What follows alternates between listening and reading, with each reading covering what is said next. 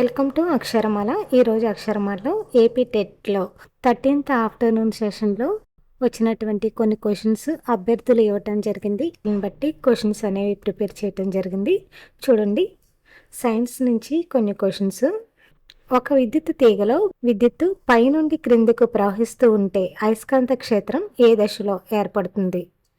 Next question చూడండి, సొంత డిఎన్ఏను కలిగి ఉన్న కణాంగాలు ఏవి అని అడగటం జరిగింది. 4 ఆప్షన్స్ ఇచ్చి అందులో ఏంటి అని అడగటం జరిగింది. చూడండి, మైటోకాండ్రియా మరియు క్లోరోప్లాస్ట్.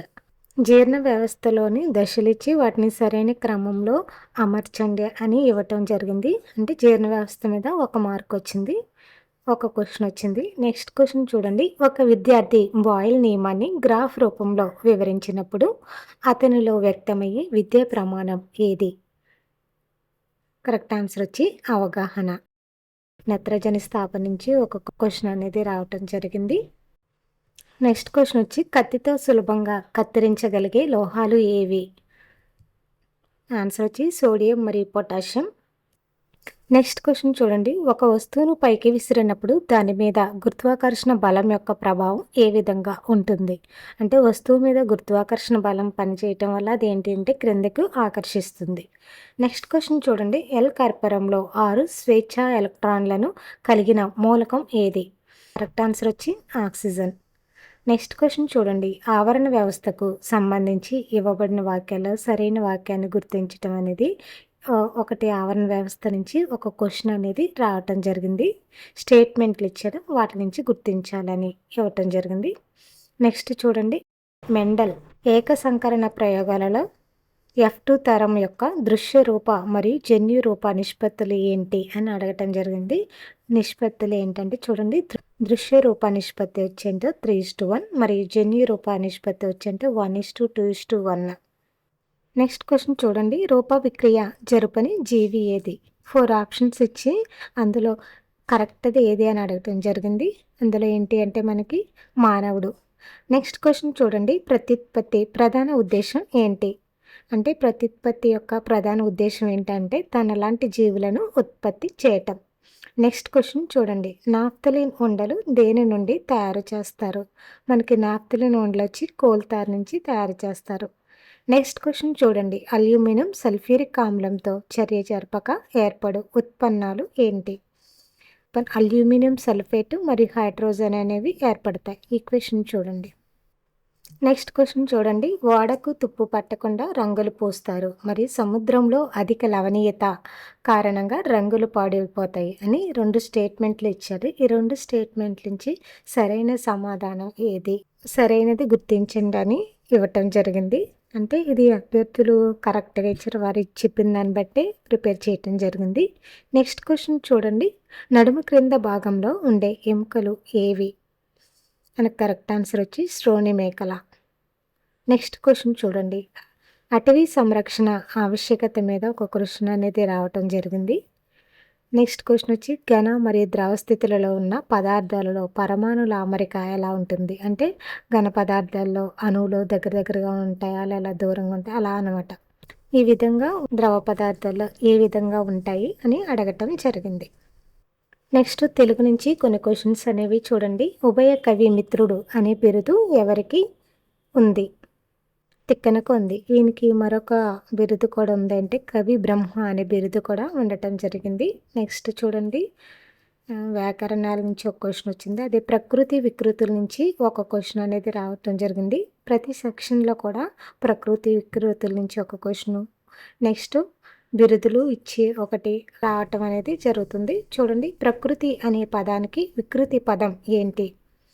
నెక్స్ట్ పాఠ్యాంశ రచయితల నుంచి ఒక క్వశ్చన్ రావటం జరిగింది. నా చదువు పాఠ్యాంశ రచయిత ఎవరు? నా చదువు అనే పాఠ్యాంశాన్ని రచయిత ఎవరంటే శ్రీపాద సుబ్రహ్మణ్య శాస్త్రి గారు. నెక్స్ట్ క్వశ్చన్ చూడండి, గజల్ లక్షణాలు ఏమిటి అని అడగటం జరిగింది. నెక్స్ట్ క్వశ్చన్ చూడండి, నాయకత్వ లక్షణాల గురించి వివరించే పాఠం ఏది అని 4 ఆప్షన్స్ ఇచ్చి అడగటం జరిగింది. అందులో ఏంటంటే రాజధర్మం. నెక్స్ట్ జాతీయం కానిది ఏది అని 4 ఆప్షన్స్ ఇచ్చారు. ఆ 4 ఆప్షన్లో క్రింది వాటిలో జాతీయం కానిది ఏది అని అడగటం జరిగింది. నెక్స్ట్ క్వశ్చన్ చూడండి, అలంకారాల నుంచి ఒక క్వశ్చన్ అనేది వచ్చింది. అదేంటంటే వేకువనే సూర్యనేత్రం ఇంకా తెరుచుకోలేదు. ఇందులో ఉన్న అలంకారం ఇది ఏ అలంకారానికి చెందింది అని అడగటం జరిగింది. నెక్స్ట్ క్వశ్చన్ చూడండి. మీరు బయటికి వెళ్ళండి అని విద్యార్థక వాక్యాన్ని అనుమతార్థక వాక్యంగా మార్చితే ఎలా ఉంటుంది అని ఒక క్వశ్చన్ వచ్చింది. నెక్స్ట్ క్వశ్చన్ చూడండి. నన్నయ్య గారి రచనా శైలి ఏ విధంగా ఉంటుంది అని ఒక క్వశ్చన్ అడగటం జరిగింది. నెక్స్ట్ క్వశ్చన్ చూడండి. నెక్స్ట్ నానార్థాల నుంచి ఒక క్వశ్చన్ అనేది రావటం జరిగింది. హరి అనే పదానికి గల నానార్థాలు ఏంటి? నెక్స్ట్ చూడండి. చిక్కం దేనికి వాడతారు? మన చిక్కాన్ని పశువుల నోటికి వేస్తారు. నెక్స్ట్ మ్యాథ్స్కి సంబంధించినటువంటి కొన్ని క్వశ్చన్స్ అనేవి చూద్దాం. మెథడాలజీ నుంచి ఒక క్వశ్చన్ అనేది వచ్చింది. ప్రదర్శన పద్ధతిలో ఉపాధ్యాయుడు ఏం చేస్తాడని అడగటం జరిగింది. ప్రయోగం చేసి చూపిస్తాడు. నెక్స్ట్ ఎన్సిఎఫ్ నుంచి ఒక క్వశ్చన్ వచ్చింది. ఎన్సిఎఫ్ ప్రకారం గణితం యొక్క ప్రధాన లక్ష్యం ఏంటి అని ఒక క్వశ్చన్ రావటం జరిగింది. నెక్స్ట్ క్వశ్చన్ చూడండి. సమస్య పరిష్కార పద్ధతిలో మొట్టమొదటి సోపానం ఏంటి? కరెక్ట్ ఆన్సర్ వచ్చి సమస్యను అర్థం చేసుకోవటం. నెక్స్ట్ క్వశ్చన్ చూడండి. గణితంలో వేదిక్ మ్యాథ్స్ యొక్క ఉపయోగం ఏంటి అని ఒక క్వశ్చన్ వచ్చింది. అంటే వేగంగా లెక్కలు చేయటం. నెక్స్ట్ క్వశ్చన్ నంబర్ సిస్టమ్ నుంచి ఒక క్వశ్చన్ అనేది రావటం జరిగింది. 100 లోపు ఎన్ని సంయుక్త సంఖ్యలు ఉన్నాయి? అంటే 100 లోపు ఎన్ని సంయుక్త సంఖ్యలు ఎన్ని ఉన్నాయంటే మొత్తం 74 ఉన్నాయి.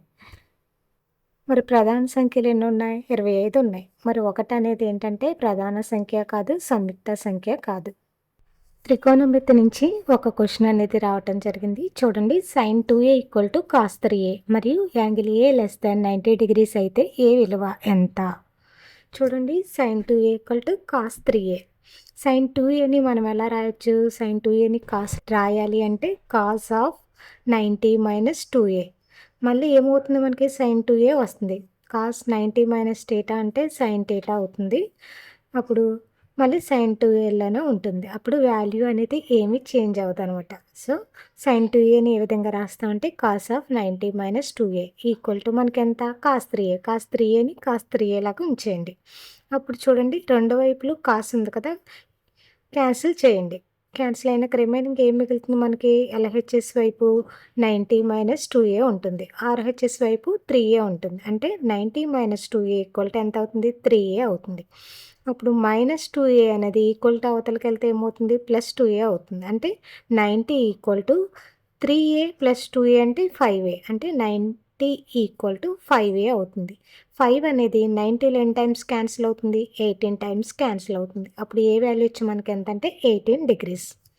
నెక్స్ట్ క్వశ్చన్ చూడండి. త్రిభుజం యొక్క చుట్టుకొలత లేదా పరిధి అనేది 24 సెంటీమీటర్లు మరియు a = b+2, c = a+2 అయిన ABC విలువలు ఎంత? చూడండి. పరిధి అన్న చుట్టుకొలత అన్న ఒకటే. త్రిభుజంలో 3 భుజాల మొత్తాన్ని ఏమంటారంటే చుట్టుకొలత అంటారు. అంటే a + b + c = ఎంత ఇచ్చాడు మనకి? 24 సెంటీమీటర్స్ ఇచ్చాడు. అప్పుడు ఏ వాల్యూ ఎంత? ఏ వాల్యూ అంటే ఎంత ఇచ్చాడు మనకి? b+2 అంట. అప్పుడు ఏ వాల్యూని తీసుకొచ్చి రీప్లేస్ చేయండి. అంటే b+2 ప్లస్ bని bగానే ఉంచేయండి ప్లస్ c ఎంత ఇచ్చాడు మనకి? a+2 కదా, a+2 వేయండి. అంటే b+2 plus b plus a+2 = ఎంత? 24 సెంటీమీటర్లు. ఇప్పుడు ఎన్ని బీలు ఉన్నాయి? మొత్తం 2 బీలు ఉన్నాయి కదా. b + b అంటే 2b ప్లస్ a ప్లస్ 2 + 2 ఎంత అవుతుంది? 4 = 24. ఇప్పుడు లెఫ్ట్ సైడ్ చూడండి. a + 2b = 24 + 4 అలా ఈక్వల్టీ ఇవతలకి వస్తే ఏమవుతుంది? -4 అవుతుంది. అంటే 24 - 4 అయింది. నెక్స్ట్ చూడండి. a + 2b = 24 నుంచి 4 సబ్ట్రాక్ట్ చేస్తే ఎంత అవుతుంది? 20 అవుతుంది. ఇది ఈక్వేషన్ 1 అనుకోండి. ఇప్పుడు చూడండి. a + 2b = ఎంత వచ్చింది మనకి? 20 వచ్చింది. మనకి a అంటే ఎంత తెలుసు కదా, b+2 కదా. ఈ ఈక్వేషన్ 1లో ఏ వాల్యూని రీప్లేస్ చేయండి. అంటే a బదులు ఎంత పెట్టాలి? b+2 పెట్టాలి. b+2 ప్లస్ ఆల్రెడీ 2b ఉంది కదా, 2b = ఎంత? 20. ఇక్కడ ఒక b ప్లస్ 2b ఎంత అవుతుంది? 3b = +2 వల్ల = యువతలకు తీసుకురండి. అప్పుడు ఏమవుతుంది? -2 అవుతుంది. అంటే 3b = 20 - 2 20లోంచి 2 తీస్తే ఎంత? 18 అవుతుంది. అంటే 3b = 18. ఇక్కడ నుంచి b వాల్యూ వస్తుంది కదా మనకి. 3 అనేది 18 ఎన్ని టైమ్స్ క్యాన్సిల్ అవుతుంది? 6 టైమ్స్. సో, b వచ్చి మనకి 6 సెంటీమీటర్స్ అవుతుంది. ఇప్పుడు b వాల్యూ వచ్చింది కాబట్టి నెక్స్ట్ ఈ బి వాల్యూని తీసుకెళ్ళి ఏలో రీప్లేస్ చేయండి. ఏ చూడండి a = b + d. అంటే a = b అంటే ఎంత? 6 కదా, 6 + 2, 6 + 2 అంటే 8 సెంటీమీటర్స్. ఏ వచ్చి మనకి 8 సెంటీమీటర్స్, బి వచ్చి 6 సెంటీమీటర్స్. ఈ వాల్యూస్ని తీసుకొచ్చి ఇందులో రీప్లేస్ చేయండి. సి = ఎంత? a + 2. ఇప్పుడు సి వాల్యూ రావాలంటే మనకి ఏ వాల్యూని ఇందులో రీప్లేస్ చేయండి. అంటే ఏ అంటే ఎంత? 8 కదా, 8 + 2 ఎంత అవుతుంది? 10 అవుతుంది. అంటే సి వచ్చి మనకి 10, ఏ వచ్చి 8, బి వచ్చి 6 కదా. ఏబీసీ వాల్యూలుగా కనుక్కోమన్నారు, వచ్చేసినాయి. ఇప్పుడు మనకి వచ్చింది కరెక్టా కాదా అనుకుని తెలియాలంటే ఏబీసీ వాల్యూని కూడితే మనకి చుట్టుకొలత అవుతుంది కదా, 24 రావాలి. వచ్చిందో లేదో చూడండి. ఏ వాల్యూ ఎంత మనకి? 8, బి వాల్యూ 6. అంటే 8 + 6 అంటే 14, సి వచ్చి 10 కదా, 24 సరిపోయింది. నెక్స్ట్ క్వశ్చన్ చూడండి. ఇద్దరు వ్యక్తుల వయసుల నిష్పత్తి 4:5 మరి 8 సంవత్సరాల తర్వాత వారి వయసుల నిష్పత్తి 5:6 అయినా వారి ప్రస్తుత వయసులు ఎంత?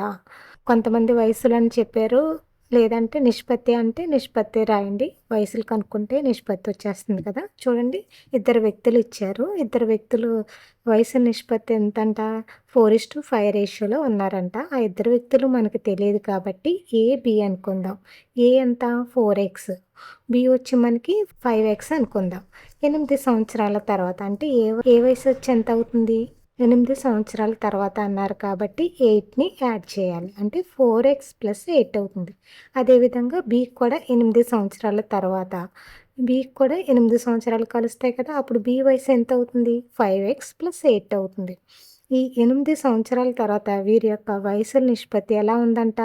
5:6లో ఉందంట. అంటే 4x + 8/5x + 8 = ఎంత అవుతుంది? 5/6 అవుతుంది. ఇప్పుడు క్రాస్ మల్టిప్లికేషన్ చేయండి. అంటే 4x + 8 × 6 = 5x + 8 × 5 అవుతుంది. ఇప్పుడు ఈ బ్రాకెట్లో ఉన్న మొత్తాన్ని 6తో మల్టిప్లై చేయండి. ఎంత అవుతుంది? 4 ఆర్లు 24, x కాబట్టి 24x ప్లస్ 8తో మల్టిప్లై చేయండి. 6 ఎంత? 48. లెఫ్ట్ సైడ్ ఎంత వచ్చింది మనకి? 24x + 48 వచ్చింది. అదేవిధంగా రైట్ సైడ్ కూడా 5తో బ్రాకెట్లో ఉన్నాయి మొత్తాన్ని మల్టిప్లై చేయండి. 5 5 ఎంత? 25x అవుతుంది. ప్లస్ 5 8 ఎంత అవుతుంది? 40 అవుతుంది. ఇప్పుడు చూడండి, ఎక్స్లన్నీ ఒకవైపు, నెంబర్స్ అన్నీ ఒకవైపు తీసుకురండి. ఇప్పుడు 48ని ఇటువైపు ఉంచి 48 అటువైపు +40 ఉన్నదల్లా ఇటువైపు వస్తే ఏమవుతుంది? -40 అవుతుంది. అంటే 48 - 40 = 25x ఉంది కదా, అలాగే ఉంచండి. +24 అలా ఇటువైపు వస్తే ఏమవుతుంది? -24x అవుతుంది. 48 - 40 ఏమవుతుంది? 8 అవుతుంది. 25లోంచి 24 తీస్తే 1 వస్తుంది. 1 అంటే అలా x ఉంది కాబట్టి x అవుతుంది. అంటే x వచ్చి మనకి ఎంత అవుతుంది? 8 అవుతుంది. ఇప్పుడు ఏ వాల్యూలు చూడండి. ఏ అంటే ఎంత? 4x కదా, x వాల్యూ వచ్చింది కదా 8. 4 × x అంటే 4 × 8 అంటే ఎంత? 32. 4 8 32 సంవత్సరాలు. ఏ వచ్చి మనకి 32 సంవత్సరాలు. అదేవిధంగా బి అంటే ఎంత? 5x, 5 × 8, 5 8 ఎంత? 40. బి వయసు వచ్చి 40. వయసులో అడిగితే 32, 40. నెక్స్ట్ క్వశ్చన్ వచ్చి x√x² = x/x√x. చూడండి, లెఫ్ట్ సైడ్ వైపు LHS వైపు ఏమవుతుంది? √xని మనం ఎలా రాసుకోవచ్చు? 1/2 కింద రాసుకోవచ్చుగా. బ్రాకెట్లో ఉన్నదని x × 1/2 x √x. RHS వైపు అలాగే ఉంచండి, ఏం చేంజ్ చేయాల్సిన అవసరం లేదు. నెక్స్ట్ చూడండి, ఇక్కడ భూములు సమానం అయితే ఏంటి? ఘాతాంకాలు కూడుకోవాలి. ఘాతాంక నియమాలు ఉన్నాయి కదా. అంటే a/n అంటే a/m+n. అంటే భూములు సమానమైతే ఘాతాంకాలని కూడతాం. ఇక్కడ భూమి x ఉంది కదా, అందుకని x/1 ఏమీ లేకపోతే పైన 1 ఉన్నట్లు లెక్క. x/1 + 1/2 x అవుతుంది. అప్పుడు 1+1/2 ఎంత అవుతుంది? 3/2 కదా! చూడండి x⁴3/2 whole power x equal to x⁴x. ఇప్పుడు చూడండి, ఇటు LHS వైపు, RHS వైపు భూములు సమానం కదా! భూములు సమానం అయితే ఘాతాంకాలని సమానం చేయండి. అంటే ఏమవుతుంది? 3/2x ఈక్వల్ టు x⁴x అవుతుంది. రెండు వైపులు LHS వైపు, RHS వైపు కూడా x ఉంది కదా! క్యాన్సిల్ చేయండి. అప్పుడు ఏమవుతుంది? 3/2 ఈక్వల్ టు √x అవుతుంది. తర్వాత స్క్వేరింగ్ ఆన్ బోత్ సైడ్స్ చేయండి. అప్పుడు ఏమవుతుంది? 3/2 whole square √x whole square అవుతుంది. ఈ స్క్వేరు రూటు క్యాన్సిల్ అయ్యి మనకి x మిగులుతుంది. ఇటువైపు 3/2ని స్క్వేర్ చేస్తే ఏమవుతుంది? 9/4 అవుతుంది. అంటే మనకి x వాల్యూ వచ్చేంత 9/4. ఇవి 13th జరిగినటువంటి ఎగ్జామ్స్లో వచ్చిన కొన్ని క్వశ్చన్స్. అభ్యర్థులు వారి చెప్పిన దాన్ని బట్టి నేను క్వశ్చన్స్ అనేవి ప్రిపేర్ చేయటం జరిగింది. ఈ వీడియో మీకు నచ్చినట్లయితే please subscribe my channel. Thank you for watching.